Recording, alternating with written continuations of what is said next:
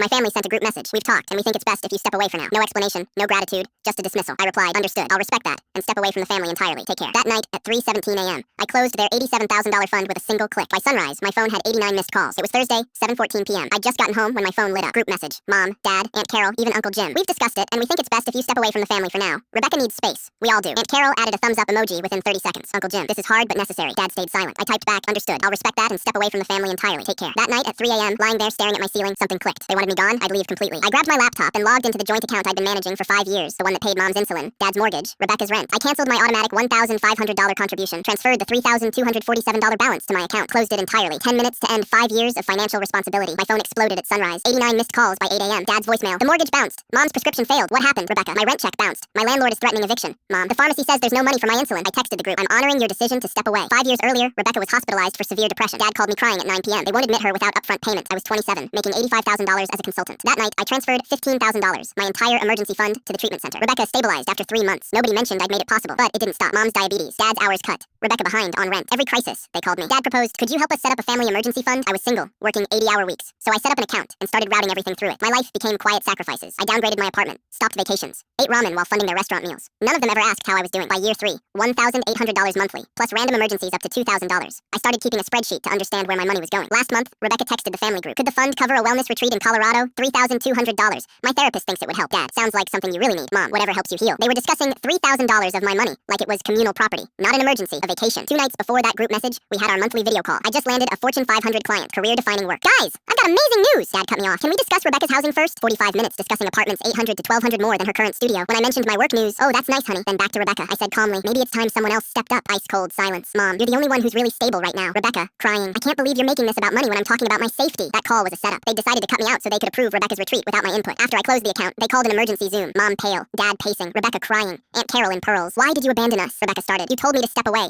I'm respecting it. We didn't mean financially. Mom said. You said step away from the family. The money was part of my involvement. Rebecca, after everything you've done for us, you mean after I paid your rent, funded your treatment, and got treated like garbage for saying no to a wellness retreat? Silence. When's the last time any of you asked how I was doing? I shared my screen, showed them the spreadsheet. 5 years, every payment, $87,421.13. Dad's mouth hung open. You've been keeping tabs. Mom whispered. No, tracking my expenses, understanding why I can't afford vacations. Aunt Carol, $87,000. How? $15K for Rebecca's treatment, $8K for Dad's mortgage, $12K for Mom's medical. The list goes on. Dad, we're family. You can't put a price tag on that. You're right, but this hasn't been helping. It's been enabling. 10 days later, certified mail arrived. Bank fraud investigation. Someone applied for an $80,000 loan using my name, social security number, and the fund's tax ID. Business. Rebecca Grace Recovery Services, LLC. Complete fiction. Mom and Dad were co-signers. The step away message was a setup. Cut me from discussions. Keep my name attached. Take the money. Let me deal with consequences. When investigators contacted them, Dad called crying. We were desperate. We thought we'd pay it back before you found out. You forged my signature. That's identity theft. That was our last conversation. It's been a year since I closed that account.